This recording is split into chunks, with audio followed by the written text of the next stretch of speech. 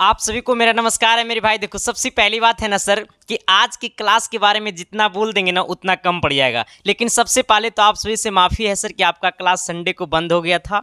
लेकिन सर देखो, हमारा हमेशा से कोशिश रहता है ना कि आपका क्लास कभी गैप ना हो। लेकिन सर किसी कारणवश अगर क्लास बंद हो गया संडे को, लेकिन मैं आपसे प्रोमिस करता हूँ सर कि जो अगला संडे आने वाला है वो अगले संडे में आपको क्लास बंद नहीं होगा। ठीक है, इस बात से आप निश्चित श्योर हो जाइएगा। ठीक है सर, यानी कहने का सेंस है कि पूरे मंथ के 30 दिन में 30 दिन आपका हम क्लास लेंगे, ये मेरा वादा है मेरे भाई। ठीक है, चलते हैं सर, आज की क्लास को कर देता हूं आगाज। आज हमारा फिजिक्स का ये तीसरा सेट है। ठीक है, क्योंकि ये पता है तीसरा सेट क्या है मेरे भाई, हमने आपसे वादा किया था 30 दिन बराबर 30 सेट। ठीक है, टोटल हमने आपको 30 सेट का वादा किया था। ठीक है, जिसमें से आपको 10 सेट फिजिक्स का होगा, टोटल 30 गो में से 10 फिजिक्स का होगा, 10 केमिस्ट्री का होगा, 10 मैथ का होगा। ठीक है सर, तो आज हमारा जो फिजिक्स का है, आज जो हमारा फिजिक्स का मेरे भाई है वो हमारा दूसरा सेट है। ठीक है, और टोटल सर आपको 30 सेट करवाएंगे और एक सेट में आपको 30 क्वेश्चन होता है। यानी कहने का सेट सिंपल फंडा, सिंपल रूल है सर कि हम आपको टोटल 900 क्वेश्चन करवाएंगे और ये 900 क्वेश्चन 900 टाइप का क्वेश्चन होगा। यानी कहने का सेंस है सर कि ये 900 क्वेश्चन जो होगा इसमें आपको 3 लेवल का सवाल होगा। ठीक है, एक आपको इजी मेथड वाला क्वेश्चन होगा, दूसरा आपको नॉर्मल मेथड वाला क्वेश्चन होगा, तीसरा आपको हार्ड मेथड वाला क्वेश्चन होगा, जो आपके एग्जाम में आपका इतना से बाहर पूछ ही नहीं सकता है सर। इससे हाई लेवल में आपका एग्जाम जा ही नहीं सकता है मेरे भाई। ठीक है, तो आज आपका फिजिक्स का दूसरा क्लास है, तो मैं आपको ये प्रोमिस कर देता हूं सर कि ये फिजिक्स का ये दूसरा क्लास में आपको आज का लेवल का जो क्वेश्चन रहेगा ना मेरे भाई वो नॉर्मल रहेगा। ना तो आज की क्लास में हार्ड क्वेश्चन रहेगा, ना तो आपको लॉ क्वेश्चन रहेगा। ठीक है, और ये भी बता देता हूं सर कि आज की क्लास में सिर्फ हमें नहीं आपको भी हिम्मत लगाना होगा, क्योंकि एग्जाम पेपर में आपको देने जाना है मेरे भाई। ठीक है, तो आपको भी थोड़ा सा तो जोर लगाना पड़ेगा ना, थोड़ा सा तो हिम्मत बांधना पड़ेगा ना सर। और आज तुमको खुद से प्रोमिस करना पड़ेगा मेरे भाई कि सर आपके साथ हम भी क्वेश्चन को सोल्यूशन करेंगे। ठीक है सर,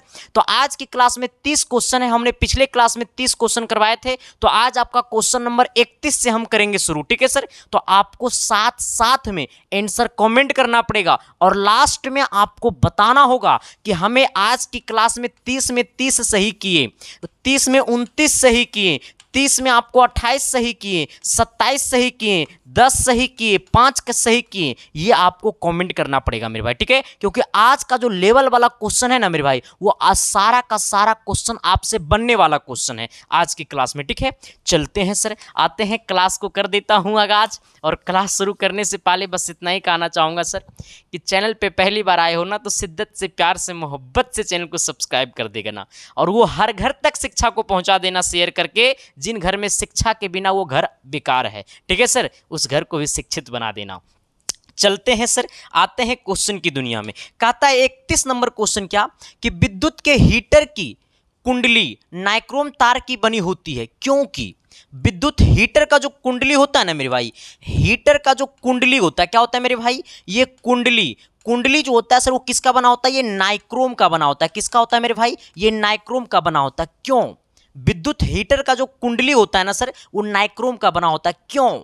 क्यों नाइक्रोम का बना होता है? क्योंकि सर प्रतिरोधकता एवं गलनांक दोनों अधिक होता है नाइक्रोम का। ये जो नाइक्रोम है ना मेरे भाई, ये नाइक्रोम में प्रतिरोधकता भी अधिक होता है और ये नाइक्रोम का जो गलनांक है ना वो भी अधिक होता है। ठीक है, हमने क्या बोला है सर, हमारा क्वेश्चन पूछा है कि विद्युत के हीटर की कुंडली नाइक्रोम तार की बनी होती है, क्योंकि जो नाइक्रोम होती है ना सर उसमें प्रतिरोधकता भी अधिक होता है और गलनांक भी अधिक होता है। तो यही कारण है कि विद्युत के हीटर की कुंडली में जो तार होती है वो नाइक्रोम की होती है। क्या कारण है मेरे भाई, तो इसका प्रतिरोधकता एवं गलनांक दोनों अधिक होते हैं। ठीक है, चलो आ जाना। ये भी पूछेगा आपको मेरे भाई कि, अच्छा नहीं पूछेगा, वो पूछ भी नहीं करेगा आना सर, क्योंकि देखो सर ये सब क्लास, सेट वाला क्लास मेरा मेन मकसद होता है ना मेरे भाई कि आपको ऑल टाइप की क्वेश्चन से आपको हम मुलाकात करवा दें, ताकि आपके एग्जाम में क्वेश्चन आवे तो आपको ये नहीं लगे कि शायद हमने ये ऐसे क्वेश्चन कभी जिंदगी में पढ़ा ही नहीं। क्योंकि पता है आजकल के एगो यूट्यूब पे ट्रेंड क्या चल जाता है सर, जब टीचर के सिलेबस से क्वेश्चन नहीं पूछा जाता है, जब टीचर सही चीज़ नहीं पढ़ाते हैं तो वो अपने आप में बच्चा को गुमराह कर देते हैं कि आउट ऑफ सिलेबस क्वेश्चन आता है। नहीं मेरे भाई, आप पूरे सिलेबस को तो एक बार अच्छी तरीक़ा से देखो, इसके बाद जाकर के क्वेश्चन पेपर बनाओ। ठीक है। इसके बाद देखना मेरे भाई, पूरे के पूरे क्वेश्चन आपके सिलेबस से होते हैं, बट आपको अपनी आंख खोलने की जरूरत है सर, और अच्छी शिक्षा को अच्छी जगह आपको पढ़ने की जरूरत है मेरे भाई, ठीक है सर। चलो आ जाना, कहता है क्या सर 32 नंबर कि दो समांतर तारों में विद्युत धारा विपरीत दिशा में प्रवाहित होती है। देखो सर, ये पहला तार है सर, ये दूसरा तार है, ठीक है। आ जाना, अब एक में क्या हो रहा ना कि एक धारा की दिशा इधर है और एक में धारा की दिशा इधर है सर। देखो, धारा है विपरीत दिशा में, तार है समांतर, ये दोनों एक दूसरे के समांतर है, तो तार है समांतर और धारा है विपरीत दिशा में, तो क्या प्रतिकर्षित करेगा, उदासीन होगा, विभावित होगा या आकर्षित करेगा, क्या होगा सर? देखो इस बात को समझना, जब है तार समांतर और धारा है विपरीत, तो हमेशा विपरीत है तो हमेशा प्रतिकर्षित करेगा। क्या करेगा सर? प्रतिकर्षित होगा। क्या होगा? प्रतिकर्षित होगा। बोले तो ऑप्शन नंबर ए होगा, ठीक है। देखो यहां से समझना, धारा विपरीत होगा प्रतिकर्षित,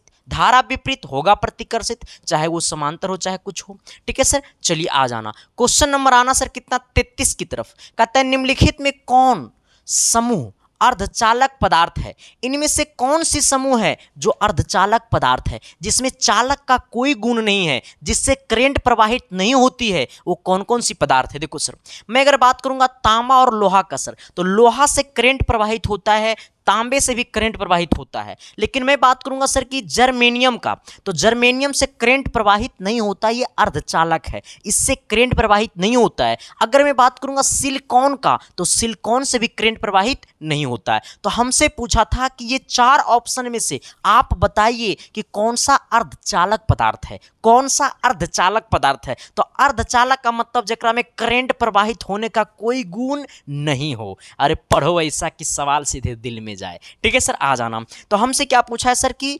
अर्धचालक का गुण मतलब हो, जिसमें अर्धचालक का गुण हो, मतलब जिसमें मतलब करंट प्रवाहित ना हो, वैसे पदार्थ को खोजना है। तो तांबा और लोहा से करंट प्रवाहित होता है, तो ये चालक का गुण है, ये ठीक है, ये चालक पदार्थ है। लेकिन जर्मेनियम और सिलिकॉन जो है सर वो अर्धचालक पदार्थ है। लेकिन हाइड्रोजन और ऑक्सीजन भी जो है वो चालक पदार्थ है। पारा और पानी भी क्या है? चालक पदार्थ है। पानी से भी करंट प्रवाहित होता है, पारा से भी करंट प्रवाहित होता है, ठीक है।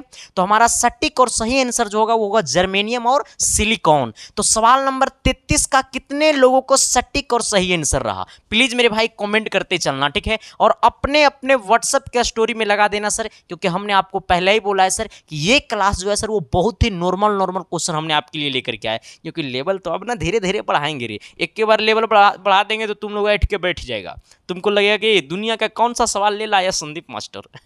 चलो सर आना, आते हैं क्वेश्चन नंबर 34 की तरफ। 34 नंबर क्वेश्चन क्या कहता है सर कि एक चालक का प्रतिरोध इतना है। देखो R बराबर कितना है सर? R बराबर 200 है, ठीक है। अब देखना, इसे 110 वोल्ट के स्रोत से जोड़ दिया जाता है। मतलब कहने का सेंस है सर, इसमें जो विभवांतर है वो 110 वोल्ट है, मतलब भी का जो मान है मेरे भाई वो 110 है। हमसे क्या पूछा सर? तो हमसे पूछा है धारा प्रवाहित होगी, मतलब I का मान। जब I का मान पूछे ना मेरे भाई, तो एक फॉर्मूला होता है R बराबर V बट्टा I, ठीक है। R बराबर क्या होता है सर? V बट्टा I। R बराबर क्या होता है? V बट्टा I, ठीक है। अब यहां से सोचना, R बराबर V बट्टा I, लेकिन हमको निकालना है I, तो R का मान कितना है? 200 बराबर V का मान कितना है सर? 110। I का मान नीचे हमको I निकालना है, I इन्हें जाएगा तो ये इन्हें आएगा, यानी कहने का सेंस है I बराबर हो जाएगा 110 अब बट्टा में कितना सर? ये आपको 200, यही ना होगा। I बराबर कितना हो जाएगा सर? 110 बट्टा में कितना? 200। इससे इसको भाग दे देना सर, तो ये पता है कितना बार में कट जाएगा सर? इसको इससे भाग दोगे ना तो 0.2500 यानी कितना हो गया आपको? 2500 यानी कितना? 0.5 करके समथिंग्स होगा, ठीक है। ऐसे देखो, काटो ना सर, ऐसे काटो। यहाँ पे कितना 110 है ना, इसको 200 से भाग देंगे तो यहाँ पे को जीरो देना पड़ेगा, यहाँ को जीरो देंगे, पॉइंट लगाएंगे, इसको 5 बार में लगाओ 1000 हो जाएगा। यहाँ पे 100 होगा सर, 5 बार में हम लगाएंगे तो ठीक है। आ जाना, फिर इसको लगाओ कितना बार में, तो यहाँ पे जीरो उतारेंगे फिर 5 हो जाएगा, यानी कहने का सेंस है 0.55 एम्पेयर हो जाएगा, ठीक है। 0.55 एम्पेयर बोले तो 0.5 एम्पेयर हो जाएगा। किसी को कोई दिक्कत परेशानी तकलीफ है तो बता देना सर। मैं आपको जब तकलीफ हो जाएगा तो संदीप कुमार को जिंदा रहने से क्या मतलब है मेरे भाई। ठीक है सर, चलो आ जाना। सवाल नंबर आते हैं 35 की तरफ। 35 नंबर क्या कहता है सर, ज़्यादातर के सर आज की क्लास में जो न्यूमेरिकल क्वेश्चन ना के बराबर है, ठीक है, आना। कहता है जो वस्तुएं सभी रंगों को अवशोषित कर लेती है उनका रंग होता है अच्छा। वैसा वस्तु जो सभी रंगों को अवशोषित कर लेती है, रिफ्लेक्टिव नहीं करती है सर, अवशोषित कर लेती है, अपने तरफ ग्रहण कर लेती है, उसका रंग कैसा होता है। कहता है जो वस्तुएं सभी रंगों को अवशोषित कर लेती है, वैसा वस्तु जो सभी रंगों को अवशोषित कर लेती है तो उनका रंग कैसा होता है। तो ये काला रंग का जो भी वस्तु होगा ना सर, वो किसी भी कलर को अवशोषित कर लेगा। इसीलिए हमारा जो स्टूडियो हो चाहे कहीं भी, मतलब जो पढ़ाते हैं जहाँ पे, वहाँ पे ब्लैक कलर का पर्दा लगाया जाता है। क्यों? क्योंकि वो कलर को मतलब विचलित ना करे, अपने तरफ कलर को अवशोषित कर ले, ठीक है, रिफ्लेक्टिव ना करे, ठीक है। तो इस बात को समझना, दुनिया का कोई भी ऐसा रंग क्यों नहीं हो, काला रंग का जब वस्तु के सामने वो रंग को हम पढ़ाएंगे तो वो ऑटोमेटिक अपने तरफ क्या कर लेगा, अवशोषित कर लेगा। तो इसलिए इसका सही और जो सटीक आंसर होगा ना मेरे भाई, वो क्या होगा, काला होगा। क्या होगा, काला होगा। और काला बोले तो कितना, ऑप्शन नंबर बी। कितना नंबर मेरे भाई, ऑप्शन नंबर कितना, बी, ठीक है। अब यहां पे समझना सर कि अगर हम किसी भी कलर को, मतलब जैसे नहीं समझा, बहुत सारा कलर होता है सर, बहुत किसी भी कलर को अगर ब्लैक पर्दा में मारेंगे ना सर, तो वो सभी कलर को अपने तरफ क्या कर लेगा, अवशोषित कर लेगा, ठीक है। चलिए आइएगा तनी सवाल नंबर 36 की तरफ। 36 नंबर कहता है ना कि लाल और नीले रंगों को मिलने से, लाल और नीले रंगों को मिलने से, कौन कौन रंग, लाल और नीला मिलेगा, लाल प्लस नीले मिलेगा तो क्या बनाएगा सर, लाल प्लस नीले मिलने से क्या बनाता है मेरे भाई, लाल और नीला जब मिलेगा तो क्या बनाएगा सर, देखो यहां से समझना, लाल और नीला मिलेगा तो मैजनेट बनाएगा। क्या बनाएगा मेरे भाई, मैजनेटा बनाएगा। क्या बनाएगा, मैजनेटा बनाएगा, ठीक है। और ऑप्शन नंबर क्या हो जाएगा, डी हो जाएगा। तो इस बात को समझ लेना मेरे भाई कि जब लाल और क्या मिलेगा, नीले, लाल और नीले तो बनाएगा मैजनेटा, लाल और नीले मिलेगा तो बनाएगा मैजनेटा, ठीक है। चलिए आइएगा सवाल नंबर 37 की तरफ। 37 नंबर क्या कहता है मेरे भाई, जरा गौर करना। कहता है जब किसी वस्तु को ऊपर की ओर फेंका जाता है तब गुरुत्वीय बल क्या होता है। जब किसी वस्तु को ऊपर की ओर फेंका जाता है तब गुरुत्वीय बल क्या होता है मेरे भाई। जब किसी वस्तु को ऊपर की ओर फेंका जाता है तो गति की विपरीत दिशा में लगता है। ये गुरुत्वीय बल जो होता है, नहीं समझा मेरी बात को, देखो हम किसी वस्तु को, मान लो ये पत्थर है, ये पत्थर को हम ऊपर की ओर फेंक रहे हैं सर, ठीक है।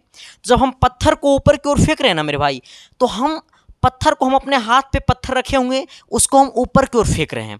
तो ये वस्तु ऊपर की ओर क्यों जा रहा है, क्योंकि वस्तु पे मेरा हाथ के द्वारा बल लगा है, तब ये वस्तु ऊपर की ओर जा रहा है। लेकिन ये वस्तु कुछ ही दूर ऊपर जाने के बाद नीचे क्यों गिर जाता है, क्योंकि उस वस्तु पे एक्सीलरेशन ड्यू टू ग्रेविटी नीचे काम कर रहा है, ठीक है।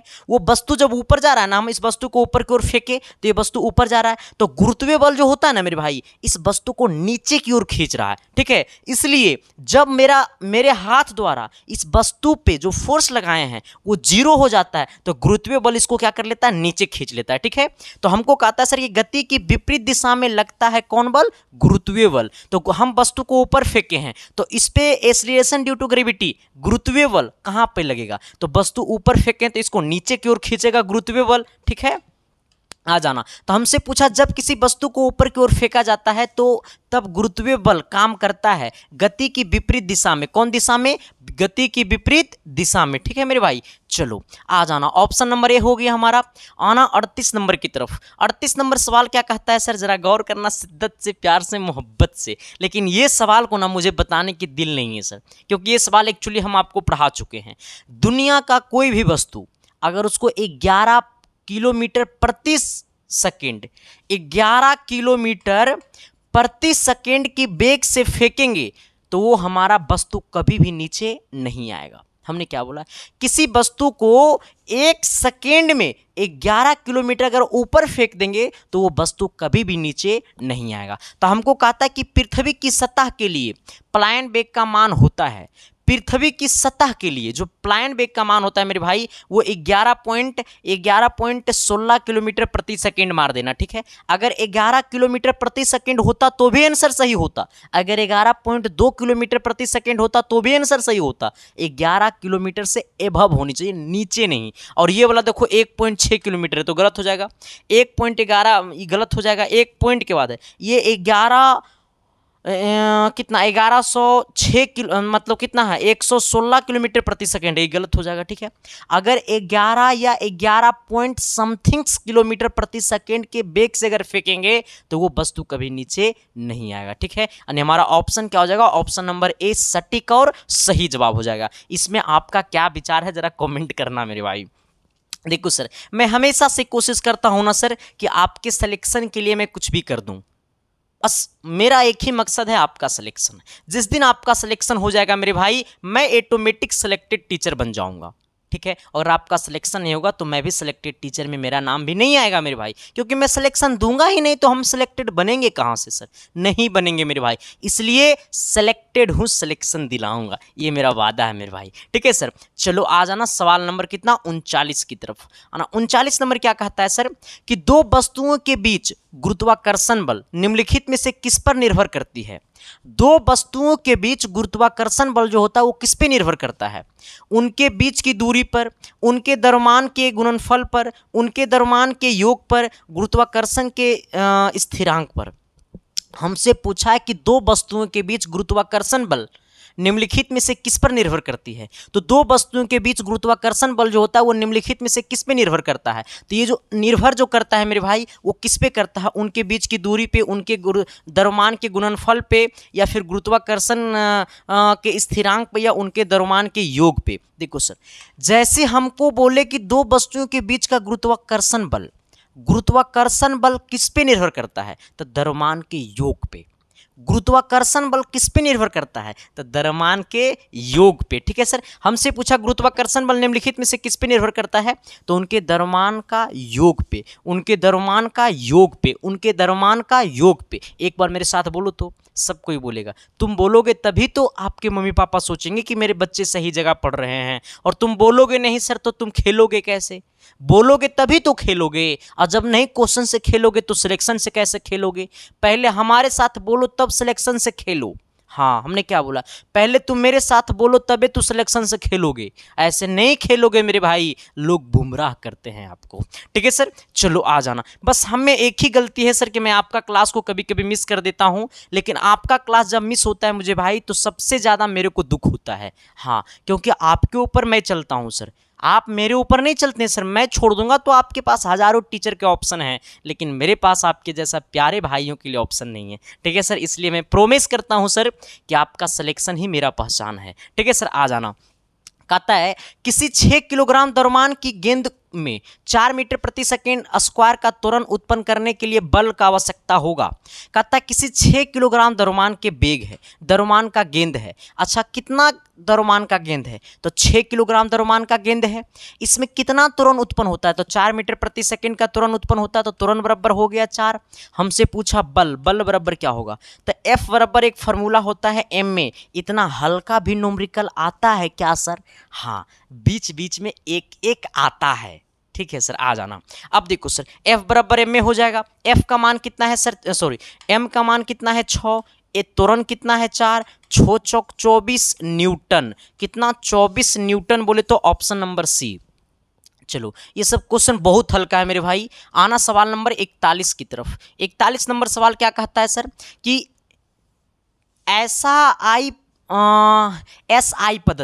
SI पद्धति में कुल मात्रकों की संख्या कितनी होती है। देखो, SI पद्धति में कुल मात्रकों की संख्या कितनी होती है। SI पद्धति में, कौन पद्धति में मेरे भाई, SI पद्धति में, ठीक है। देखो, SI पद्धति में अगर आपके पास फिजिक्स का बुक होगा तो फिजिक्स के पहले चैप्टर में पढ़ने का है सर, फिजिक्स के पहले चैप्टर में पढ़ने का है मात्रक, और मात्रक में पढ़ने का है SI पद्धति के बारे में, ठीक है सर। किसके बारे में, SI पद्धति के बारे में। कौन सा चैप्टर में मेरे भाई, मात्रक चैप्टर में। मात्रक का कैमा नंबर पे है? तो पहले नंबर चैप्टर का नाम है मात्रक। क्या है मेरे भाई? मात्रक, ठीक है। जिसमें कौन कौन आता है? देखो SI पद्धति जो होता है, SI मात्रक जो होता है वो हमारा 7 होता है, ठीक है। जिसमें कौन कौन आता है? तो सबसे पहले आप यहाँ पे रख लीजिएगा सर, पता है किसको?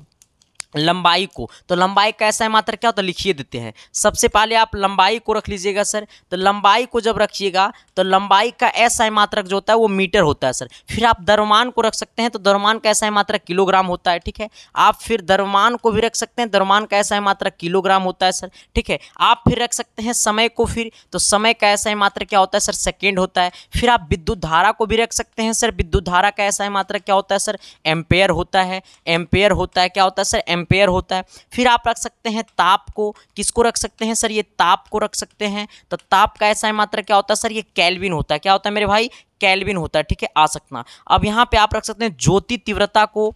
ज्योति तीव्रता को, ज्योति तीव्रता को भी आप रख सकते हैं। ज्योति तीव्रता को रख सकते हैं। ज्योति तीव्रता का SI मात्रक क्या होता है सर? कैंडिला होता है। क्या होता है? कैंडिला होता है, ठीक है। आ जाना। फिर पदार्थ की मात्रा को भी आप यहाँ पे रख सकते हैं। पदार्थ की मात्रा को, पदार्थ की मात्रा, इसका SI मात्रक क्या हो जाता है? मोल होता है मेरे भाई। क्या होता है? मोल होता है। हमने क्या बोला है? SI पद्धति में कुल मात्रकों की संख्या कितनी है? तो SI पद्धति में कुल मात्रकों की संख्या 7 है। हमने क्या बोला है?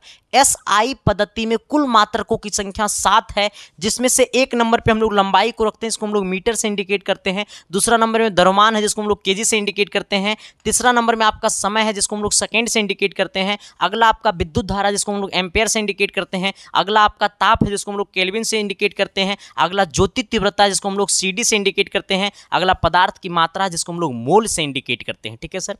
तो ये आपको टोटल 7 SI मात्रक होते हैं। कितने होते हैं? 7 होते हैं। 1 2 3 4 5 6 7, 7 हो गया मेरे भाई। इसे जरा याद कर लेना, जिन लोगों को याद नहीं तो इसे याद कर लेना, ठीक है। आना सवाल नंबर आना 42 की तरफ। 42 नंबर क्या कहता है सर? कि किसी उत्तल लेंस से बना प्रतिबिंब आभासी होगा। अच्छा, जब उत्तल लेंस से बना प्रतिबिंब आभासी, आभासी का मतलब काल्पनिक। उत्तल लेंस में आभासी प्रतिबिंब कब बनता है? जैसे सपोज मान लो ये उत्तल लेंस है। ये फिगर कितने लोग देखा मेरे भाई? ये उत्तल लेंस है, ठीक है सर। उत्तल लेंस में वस्तु को 6 जगह रखा जाता है, जिसमें से 5 जगह वस्तु का जो प्रतिबिंब बनाता है वो वास्तविक और उल्टा बनाता है, ठीक है। हमने क्या बोला है? उत्तल लेंस में वस्तु को 6 जगह रखा जाता है, जिसमें से 5 जगह जो है वस्तु का जो प्रतिबिंब बनाता है वो वास्तविक और उल्टा बनाता है। लेकिन एक ऐसा जगह है जहां पे वस्तु को रखने के बाद उसका जो प्रतिबिंब बनाता है वो काल्पनिक और सीधा बनाता है। तो अब सोचना, ये हमारा फोकस होता है, इसको F1 कह देना। ये आपको 2F1 होगा, ये आपको F2 होगा, ये आपको 2F2 होगा, ठीक है। आ जाना। जब इसे हम लोग कहते हैं प्रकाशीय केंद्र, को हम लोग O से लिखते हैं, ठीक है। जब वस्तु को फोकस और प्रकाशीय केंद्र के बीच रखते हैं, हमने क्या बोला है? जब वस्तु फोकस और प्रकाशीय केंद्र के बीच रखते हैं, जब वस्तु को फोकस और ये प्रकाशीय केंद्र के बीच रखते हैं तो उस वस्तु का जो प्रतिबिंब बनाता है वो काल्पनिक और सीधा बनाता है। तो कब आभासी बनाएगा? जब हम लोग वस्तु को रखेंगे फोकस और प्रकाशीय केंद्र के बीच। कहां पे? वस्तु को रखेंगे फोकस और प्रकाशीय केंद्र के बीच। अब कहेगा सर कि उत्तल लेंस में वस्तु को कहां पे रखेंगे कि वस्तु के बराबर आकार का प्रतिबिंब बनाएगा। वस्तु के बराबर आकार का प्रतिबिंब कहां पे बनाता है? वस्तु के बराबर आकार का प्रतिबिंब कहां बनाता है? उत्तल लेंस में वस्तु को किस जगह पे रखेंगे तो उस वस्तु का प्रतिबिंब वस्तु के बराबर आकार का प्रतिबिंब बनाएगा। देखो सर, तो उत्तल लेंस में जब वस्तु को हम लोग 2F पे रखते हैं ना सर, तो उस वस्तु का जो प्रतिबिंब होता है वो हमारा 2F डैश पे बनाता है, ठीक है। आ जाना। जो कि वस्तु जितना ऊंचाई का वस्तु होता है उतना ही ऊंचाई के प्रतिबिंब बनाता है, ठीक है सर। समझ गया मेरे बात को? तो अब ये यूनिक चीज पूछेगा कि हम लोग उत्तल लेंस में वस्तु को कहां पे रखेंगे कि उस वस्तु का प्रतिबिंब वस्तु के बराबर आकार का प्रतिबिंब बनाएगा। तो वस्तु के बराबर आकार का प्रतिबिंब बनाता है 2F पे जब वस्तु को रखा जाता है तो वो जो प्रतिबिंब होता है वो वास्तविक और उल्टा होता है। लेकिन जब वस्तु को प्रकाशीय केंद्र और फोकस के बीच रखेंगे तो उस वस्तु का प्रतिबिंब काल्पनिक और सीधा होगा, यानी आभासी। काल्पनिक का दूसरा नाम आभासी। आना। अगला कहता है सर क्या कि मीटरों में नापी गई फोकस दूरी के व्युत्क्रम को क्या कहते हैं? मीटर में जो मापी गई फोकस दूरी मीटरों में, जैसे देखो एक हमारा होता है लेंस की क्षमता। लेंस की क्षमता, लेंस की क्षमता बराबर होता है 1/फोकस, 1/फोकस, 1/ क्या होता है मेरे भाई, फोकस, 1/फोकस। जो फोकस होनी चाहिए वो हमेशा मीटर में होनी चाहिए। अब यहाँ पे आ जाना सर, ये फोकस हमेशा क्या चीज में होनी चाहिए, मीटर में होनी चाहिए। तो हमने क्या बोला है कि मीटरों में नापी गई फोकस दूरी के व्युत्क्रम। तो देखो ये फोकस दूरी के व्युत्क्रम जो होता है सर वो लेंस की क्षमता कहलाता है, ठीक है। और ये यानी लेंस की क्षमता को P से लिखते हैं, P बराबर 1/f होता है। ये F हमेशा मीटर में होनी चाहिए। तो ये जो F, ये फोकस का जो व्युत्क्रम होता है मेरे भाई वो क्या कहलाता है, लेंस की क्षमता कहलाता है। लेंस की क्षमता का ऐसा मात्रा क्या होता है, डायऑप्टर होता है, ठीक है। तो हमसे पूछा मीटरों में नापी गई फोकस दूरी के व्युत्क्रम को कहते हैं। तो मीटरों में नापी गई फोकस दूरी के व्युत्क्रम को कहते हैं लेंस की क्षमता। क्या कहते हैं मेरे भाई, लेंस की क्षमता। क्या कहते हैं सर, लेंस की क्षमता। यहां तक किसी को दिक्कत, परेशानी, तकलीफ नहीं ना है सर। अगर आपसे पूछ दिया कि लेंस की क्षमता का ऐसा मात्रक क्या है, तो लेंस की क्षमता का ऐसा मात्रक डायोप्टर है, ठीक है सर। इस बात को भी नोट कर लेना। तो लेंस के फोकस के व्युत्क्रम में मापी गई को क्या कहते हैं, लेंस की क्षमता कहते हैं, ठीक है। चलो आ जाना, अगला क्या कहता है सर, अगला कहता है ना कि मानव नेत्र के रेटिना पर बना प्रतिबिंब होता है कैसा। देखो रेटिना पर जो प्रतिबिंब बनता है ना मेरे भाई, तो रेटिना जो है सर वो उत्तल लेंस की जैसा काम करता है। रेटिना जो है सर ये उत्तल लेंस की जैसा काम करता है, ठीक है। तो उत्तल लेंस में रेटिना जो है सर वो उत्तल लेंस की जैसा काम करता है। उत्तल लेंस में हमेशा नहीं, मतलब सिर्फ एक जगह मतलब काल्पनिक और सीधा बनाता, बाकी हमेशा 5 जगह वास्तविक एवं उल्टा प्रतिबिंब बनाता है, वास्तविक एवं उल्टा बनाता है, ठीक है। तो हमसे पूछा है रेटिना, रेटिना में जो होता है ना सर, रेटिना जो है वो उत्तल लेंस की तरह काम करता है और उत्तल लेंस में हमेशा वास्तविक और उल्टा प्रतिबिंब बनाता है। तो रेटिना में कैसा प्रतिबिंब बनाएगा, तो रेटिना में भी वास्तविक और उल्टा बनाएगा। क्यों, क्योंकि रेटिना काम करता है उत्तल लेंस की जैसा, तो वो भी कैसा बनाएगा, वास्तविक और उल्टा, ठीक है। हमसे पूछा है कि मानव नेत्र के रेटिना पर बना वस्तु का प्रतिबिंब होता है, मानव नेत्र के रेटिना पर बना वस्तु का प्रतिबिंब होता है वास्तविक और उल्टा। हमने क्या बोला है, मानव नेत्र के रेटिना पर बना वस्तु का वास्तविक और उल्टा प्रतिबिंब होता है, ठीक है। चलो आ जाना सर, आना अगले नंबर क्वेश्चन की तरफ, क्वेश्चन नंबर 45 की तरफ आना सर। 45 नंबर कहता है ना सर कि शुष्क सेल का बाहरी खोल जिसमें मसाला भरा होता है वो किसका बना होता है। ये सवाल हम एक्चुअली पढ़ा चुके हैं सर, मेरा अंदाज है सर कि सवाल को हम पढ़ा चुके हैं। तो प्लीज़ मेरे भाई इसे जरा कमेंट कर देना सर, चाहे आप इस वीडियो को कभी भी क्यों नहीं देख रहे हो कमेंट कर देना, ठीक है। और एक बात और बता देना चाहता हूं सर कि हमने और इसका बहुत सारे पिछला जो क्लासेस लिए, अगर वो आप नहीं देखे हैं तो इस वीडियो के डिस्क्रिप्शन में इसका प्लेलिस्ट का लिंक दिया हुआ है, वहां से जाना और सारे क्लासेस को कर देना धुआं, रिजल्ट ऑटोमेटिक ज्वालामुखी की तरह फटेगा मेरे भाई, ठीक है सर। और एक बात और है सर, जो आपकी सिलेक्शन के लिए सबसे बड़ा चेहरा बन करके मतलब आपके सामने आता है, ठीक है। मैं आपको बता देना चाहता हूं सर कि मैंने कई रातें जगने के बाद आपके लिए हमने लेकर के आया है 1200 सिलेक्टेड क्वेश्चन।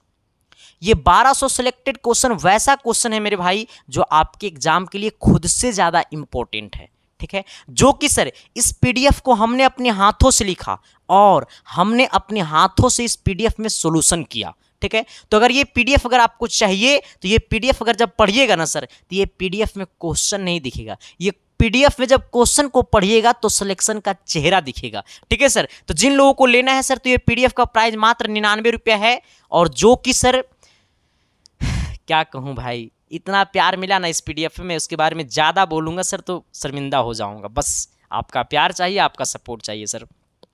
ये पीडीएफ सर मैं आपको बता देना चाहता हूं कि इस पीडीएफ के वजह से सर मैं पिछले बार का सिलेक्शन की बात करूंगा तो बहुत काफ़ी है सर, जो मैंने बहुत पहले बार बात भी कर चुके हैं, ठीक है।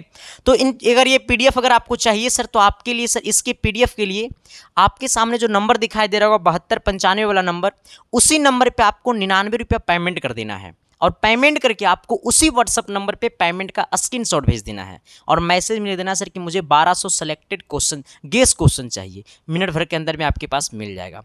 दूसरी बात क्या है मेरे भाई कि ज़्यादा कॉल नहीं कीजिएगा, प्लीज़ मेरे भाई आपसे रिक्वेस्ट है कि देखो सर, इतने ज़्यादा बच्चे पीडीएफ को खरीदते हैं और ज़्यादा कॉल कीजिएगा आप तो आप ही को परेशानी होगा सर, और स्टाफ जो है सर वो थोड़ी सी परेशान हो जाता है, बेचैनी उसको होता है सर, क्योंकि स्टाफ है बेचारा, कितना भौंकेगा हमेशा हो। मैं नहीं ना हूँ सर, मेरी स्टाफ होते हैं। तो सर प्लीज़ माफ़ कीजिएगा, ज़्यादा कॉल नहीं कीजिएगा, व्हाट्सएप पे मैसेज कीजिएगा, आपको रिप्लाई मिल जाएगा, ठीक है। ऐसे अगर आपको डाउट रहेगा तो आप कॉल कर सकते हैं, इसमें कोई दिक्कत वाली बातें नहीं है, ठीक है सर। चलो आते हैं सर हम लोग क्वेश्चन की दुनिया में। क्वेश्चन क्या कहता है जरा गौर से समझना, तभी तो कहोगे कि तुझे देख कर जीता हूं हम। आना सर, कहता है ना मेरे भाई कि शुष्क सेल का बाहरी खोल जिसमें मसाला भरा होता है। देखो सर, मसाला जो भरा होता है ना वो शुष्क सेल का जस्ता में भरा होता है। किसमें भरा होता है मेरे भाई? जस्ते में भरा होता है, ठीक है। ये क्वेश्चन एक्चुअली हम पढ़ा चुके हैं, ठीक है। आ जाना सवाल नंबर आना 46 की तरफ। 46 नंबर क्वेश्चन कहता है कि आंतरिक ऊर्जा को विद्युत ऊर्जा में बदलने वाली मशीन का नाम है। यांत्रिक ऊर्जा को बदलेंगे विद्युत में, यांत्रिक को बदलेंगे किसमें? विद्युत को, ठीक है। आंतरिक को बदले में विद्युत में, तो यांत्रिक को विद्युत में बदलने वाली ऊर्जा को हम लोग क्या कहते हैं? डायनेमो कहते हैं। क्या कहते हैं मेरे भाई? डायनेमो। ये डायनेमो का काम है। किसका काम है सर? ये डायनेमो का काम है, ठीक है। डायनेमो क्या करता है ना सर कि यांत्रिक ऊर्जा को विद्युत ऊर्जा में बदल देता है, ठीक है। ये भी सवाल मैं पढ़ा चुका हूँ और ये भी सवाल क्लास 10th में पढ़ने को था, बट सर मेरा काम है पढ़ाना और मेरा काम है वही क्वेश्चन को पढ़ाना जो आपका एग्जाम पूछता है, ठीक है। देखो सर, ये क्लास आपके लिए सर एक मतलब आपका परीक्षा का क्लास है सर। इसमें आपको खुद कमेंट करना पड़ेगा सर कि हमने 30 क्वेश्चन में इतना क्वेश्चन सही किया, और प्रत्येक क्वेश्चन में आपको जोड़ लगाना होगा, हिम्मत लगाना होगा मेरे भाई। इस बात को मैं बार बार बोल रहा हूं सर, ठीक है। सिर्फ ये बातें हम आपके लिए बोल रहे हैं सर, किसी और के लिए नहीं, क्योंकि आपको पता है सही और सटीक चीज़ मैं सिर्फ वही बोलता हूँ जो आपकी लाइफ में यूज होता है सर। फालतू किसी को मैं बकवास ना के बराबर करता हूँ। आना सर, जरा तुम हंस कर देखो ना, मुझे भी प्यार हो जाए। आओ सर, चलते हैं सर। इस परिवार को बहुत जल्द सर आपका काम है कि इस परिवार को 1 लाख का परिवार बना देना है सर, ठीक है। आना कहता है वोल्टमीटर को श्रेणी क्रम में जोड़ने पर धारा का मान हो जाता है क्या? देखो सर, वोल्टमीटर को जोड़ेंगे श्रेणी क्रम में, किसमें? वोल्टमीटर को जोड़ेंगे किसमें सर? श्रेणी में जोड़ेंगे। तो वोल्टमीटर को जब श्रेणी में जोड़ेंगे सर तो धारा का जो मान होगा वो क्या हो जाएगा? शून्य हो जाएगा। हमने क्या बोला है कि जब वोल्टमीटर को श्रेणी क्रम में जोड़ेंगे तो धारा जो होगा वो क्या हो जाएगा? शून्य हो जाएगा। हमने क्या बोला कि वोल्टमीटर को जब श्रेणी क्रम में जोड़ेंगे सर तो धारा का मान क्या हो जाएगा? शून्य हो जाएगा। यानी ऑप्शन नंबर आपका क्या हो जाएगा सर? सी हो जाएगा, ठीक है। आ जाना, वोल्टमीटर को श्रेणी क्रम में जोड़ने पे धारा का मान क्या हो जाता है? शून्य हो जाता है। चलिए आइएगा सवाल नंबर कितना? 48 की तरफ। कहता है ना कि विद्युत चुंबकीय प्रेरण में विद्युत वाहक बल समानुपाती होता है किसका? विद्युत चुंबकीय प्रेरण में विद्युत वाहक बल समानुपाती होता है किसका? देखो सर, व्युत्क्रमानुपाती नहीं सर, समानुपाती किसका होता है? तो चुंबकीय फ्लक्स परिवर्तन की दर के, ठीक है सर। आ जाना, हमने क्या बोला कि विद्युत चुंबकीय प्रेरण में विद्युत वाहक बल समानुपाती होता है किसका? विद्युत चुंबकीय प्रेरण में विद्युत वाहक बल जो होता है सर वो समानुपाती होता है किसका? तो ये होता है चुंबकीय फ्लक्स परिवर्तन की दर के, ठीक है। चुंबकीय फ्लक्स परिवर्तन की दर के, यानी ऑप्शन नंबर क्या हो जाएगा सर? डी हो जाएगा। आपसे क्या बोलेगा कि विद्युत चुंबकीय प्रेरण विद्युत वाहक बल के समानुपाती होता है, तो चुंबकीय फ्लक्स के परिवर्तन की दर के, ठीक है। आना 49 नंबर क्वेश्चन की तरफ आना सर। 49 नंबर क्वेश्चन में थोड़ा जोड़ लगाना मेरे भाई और कमेंट बॉक्स में कमेंट करना, ठीक है सर। आ जाना, कहता है तांबे के एक गेंद को गर्म करेंगे। जब तांबा का एगो गेंद है मेरे पास और ये तांबे के है, किसका है मेरे भाई? ये तांबे का गेंद है, और इसको हम लोग क्या कर दिए? गर्म कर दिए। इसको हम लोग क्या कर दिए? गर्म कर दिए। जैसे ही गर्म करेंगे ना सर तो इसमें परिवर्तन होगा। इसमें जो परिवर्तन होगा मेरे भाई ये इसका आयतन में परिवर्तन होगा। किसमें परिवर्तन होगा? आयतन में परिवर्तन होगा, ठीक है। हमसे कहता है तांबे के गेंद को गर्म करने पर सबसे अधिक प्रतिशत वृद्धि किसमें होगा? तो सबसे अधिक प्रतिशत वृद्धि आयतन में होगा, ठीक है। कहेगा तांबे के गेंद को जब गर्म करेंगे तो सबसे अधिक प्रतिशत वृद्धि जो होगा सर वो उसके आयतन में होगा, ठीक है। किसमें होगा मेरे भाई? आयतन में होगा, ठीक है। चलो आ जाना सवाल नंबर 50 की तरफ। कहता है ना कि पानी का घनत्व अधिक होगा यदि उसका ताप, पानी का घनत्व अधिक कब होगा? यदि उसका ताप जो होगा वो 4 डिग्री सेल्सियस होगा। देखते देखते तू मेरे पास आ गया। ठीक है सर, कोई दिक्कत नहीं ना सर। घनत्व अधिक बोलेगा तो मार देना 4 डिग्री सेल्सियस। 51 नंबर की तरफ आना। कहता है ना सर कि पानी से भरे बोतल में दाब अधिकतम होता है कहाँ पे? पानी का जो बोतल भरा होता है ना सर, तो सबसे अधिक जो दाब होता है ना उसका पेंदी में होता है। कहाँ पे होता है? पेंदी में, मतलब नीचे वाला भाग में। तो बोतल की पेंदी पर होता है। ठीक है, पानी से भरे बोतल में दाब अधिकतम होता है कहाँ पे? तो बोतल के पेंदी पर। ठीक है, चलो आना सवाल नंबर कितना? 52 की तरफ। कहता है क्या मेरे भाई, जरा गौर करना। कहता है ना सर कि अवतल दर्पण में बड़ा और आभासी, अवतल दर्पण में बड़ा और आभासी, आभासी का मतलब काल्पनिक प्रतिबिंब बनाने के लिए वस्तु को निम्नलिखित में से कौन सा स्थान पर रखना होता है? ये अवतल दर्पण है सर। ये अवतल दर्पण में हमको बनाना है काल्पनिक प्रतिबिंब। ठीक है, अवतल दर्पण में वस्तु को 6 जगह रखा जाता है। 5 जगह जो होता है सर वो वस्तु का जो प्रतिबिंब बनाता है वो वास्तविक और उल्टा बनाता है। लेकिन यहाँ पे कहता है सर कि आभासी मतलब काल्पनिक, और एक जगह ऐसा होता है जो वस्तु का प्रतिबिंब काल्पनिक बनाता है। जब वस्तु को हम लोग फोकस और ध्रुव के बीच रखते हैं, जब वस्तु को अवतल दर्पण में जब वस्तु को फोकस और ध्रुव के बीच रखते हैं, मान लो यहाँ पे हमने वस्तु को रखा, तो उस वस्तु का प्रतिबिंब दर्पण के पीछे बनाता है और वस्तु से बड़ा बनाता है, और जिस तरफ वस्तु होता है उसी तरफ प्रतिबिंब बनाता है। एक मतलब सीधा होता है, और सीधा का मतलब होता है आभासी होता है, आभासी का मतलब होता है काल्पनिक होता है। ठीक है सर, तो वस्तु का जो काल्पनिक प्रतिबिंब बनाएगा वो अवतल दर्पण में कहाँ पे बनाएगा? तो फोकस के अंदर रखेंगे। कहाँ पे रखेंगे? फोकस के अंदर, या फिर फोकस और ध्रुव के बीच। अगर फोकस के अंदर नहीं लिखा रहा तो लिखा रहेगा फोकस और ध्रुव के बीच। ठीक है, इस बात को आप श्योर हो जाइएगा सर। ठीक है, कहेगा कि अवतल दर्पण में वस्तु को हम कहाँ पे रखेंगे कि उस वस्तु का प्रतिबिंब जो होगा वो काल्पनिक बनाएगा। तो उस वस्तु का प्रतिबिंब काल्पनिक पता है कब बनाता है? जब अवतल दर्पण में वस्तु को हम लोग फोकस और ध्रुव के बीच रखते हैं, या फिर फोकस के अंदर। अगर बोलेगा कि वस्तु का बराबर आकार का प्रतिबिंब कहाँ पे बनाएगा, अवतल दर्पण में वस्तु को कहां पे रखेंगे कि उस वस्तु का प्रतिबिंब जो है वो वस्तु के बराबर आकार का प्रतिबिंब बनाएगा। तो अवतल दर्पण में जब वस्तु को हम लोग वक्रता केंद्र पे रखते हैं तो उस वस्तु का प्रतिबिंब जो है मेरे भाई वो वक्रता केंद्र पे ही बनाता है, वस्तु के बराबर आकार का बनाता है। ठीक है, चलो आते हैं सवाल नंबर कितना? तो 53 की तरफ। 53 नंबर क्या कहता है सर? कहता है ना कि परिवर्तित किरण तथा अभिलंब के बीच के कोण को क्या कहते हैं? देखो ऐसे आना, ये अभिलंब है सर, ये आपतित किरण है, ये परावर्तित किरण है। तो ये आपतित किरण है। ठीक है, ये आपतित किरण है, ये वाला मेरा परावर्तित किरण है। ठीक है, तो ये अभिलंब है, और अभिलंब और ये परावर्तित किरण के बीच का कोण को कहते हैं परावर्तन कोण, और ये आपतित किरण और ये अभिलंब के बीच के कोण को कहते हैं आपतन कोण। ये आपतन कोण बराबर होता है परिवर्तन कोण। ये प्रकाश के परावर्तन का पहला नियम है। ठीक है, आ जाना। हमसे पूछा सर कि परावर्तित किरण तथा अभिलंब के बीच के कोण को क्या कहते हैं? ये परावर्तित किरण और ये वाला अभिलंब, ये परावर्तित किरण और ये वाला अभिलंब, ये दोनों के बीच के कोण को क्या कहते हैं? तो ये दोनों के बीच के कोण को कहते हैं परावर्तन कोण। कौन सा कोण कहते हैं? परावर्तन कोण। ठीक है, और अगर आपसे पूछा होता कि आपतित किरण और अभिलंब के बीच के कोण को क्या कहते हैं, अगर आपतित पूछा होता तो होता आपतन कोण, लेकिन हमसे पूछा परावर्तित किरण तो होगा परावर्तन कोण। ठीक है, चलो क्लियर हो गया मेरे भाई। आना सवाल नंबर कितना? 54 की तरफ। कहता है निकट दृष्टि दोष वाले मनुष्य के चश्मे में होता है क्या? देखो, जिस इंसान को होगा निकट दृष्टि दोष, जिस इंसान को होगा दूर दृष्टि दोष, जिस इंसान को होगा जरा दृष्टि दोष। ठीक है, आ जाना। देखो निकटा, निकट का अक्षर में 3 अक्षर में बना, तो इसको खत्म कई अक्षर वाला करेगा? 4 अक्षर वाला, अवतल लेंस से। ठीक है, आ जाना। तो जिस इंसान को चश्मे निकट दृष्टि दोष होता है उस व्यक्ति के चश्मे में जो लगा रहता है वो अवतल लेंस लगा रहता है। जिस इंसान को दूर दृष्टि दोष होता है उस चश्मे में लगा रहता है उत्तल लेंस। दूर है 3 अक्षर से खत्म करेगा 4 अक्षर वाला, सॉरी दूर है 2 अक्षर के खत्म करेगा 3 अक्षर वाला उत्तल लेंस।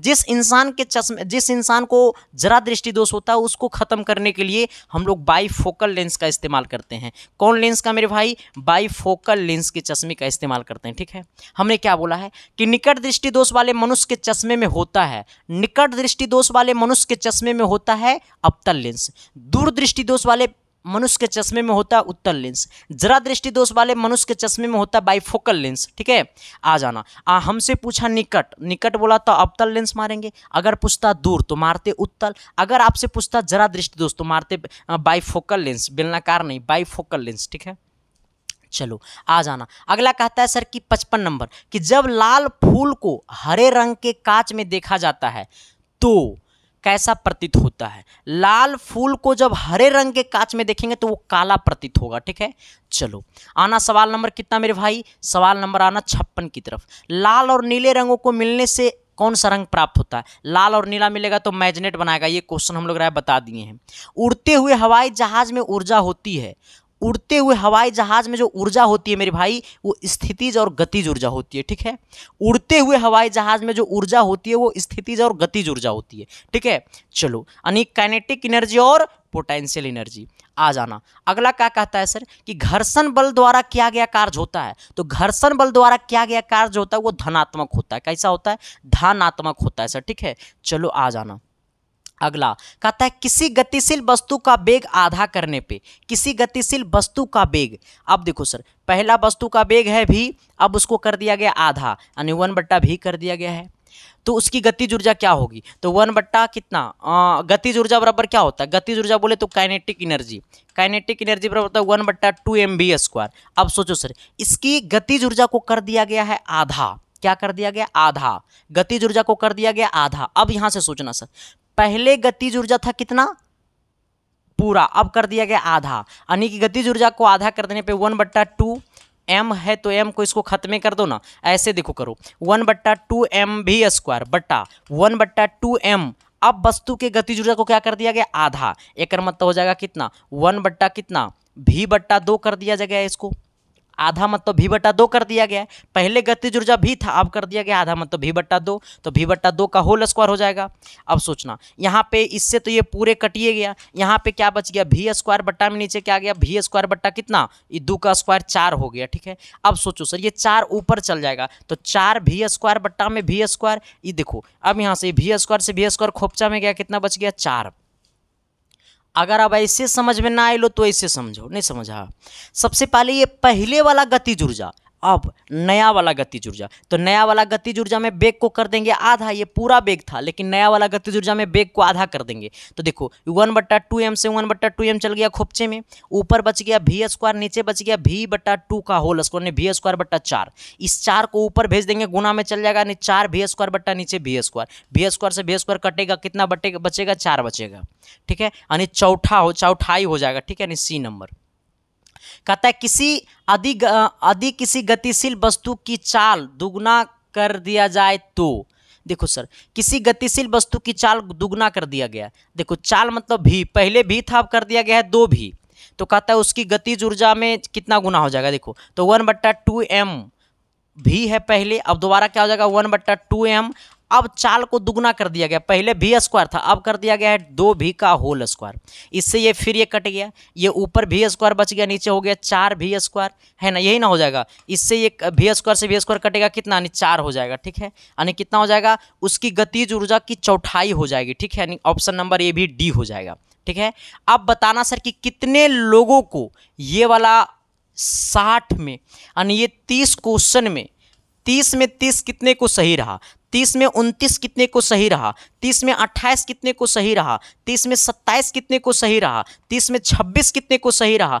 30 में 25 कितने को सही रहा? 30 में 20 से ऊपर कितने लोगों को सही रहा? आपको जितना सही हुआ मेरे भाई, बस आपसे रिक्वेस्ट है कि एक बार बढ़िया से कमेंट बॉक्स में कमेंट कर देना कि मेरा सर इतना सही हुआ। ठीक है, अगर आप इस वीडियो को अच्छा से नहीं देखे तो दोबारा वीडियो को देखिए और वीडियो को रोक करके क्वेश्चन को बनाइए और मेरे भाई कमेंट बॉक्स में कमेंट कीजिएगा। ठीक है, ताकि मैं सर इस अनुसार से आपके लिए और बेहतरीन सॉल्यूशन कर पाऊँ। ठीक है, बाकी थैंक यू, लव यू। देखते रहना इसके साइंस क्लासेस। सर क्लास कैसा लगा? अच्छा लगा तो कमेंट कर देना, ना अच्छा लगा तब वो गालियों दे के कमेंट कर देना, ताकि तुम्हें गाली भी मैं सर इससे और कुछ इंप्रूवमेंट करने की कोशिश करूँ। ठीक है, बाकी thank you sir, love you.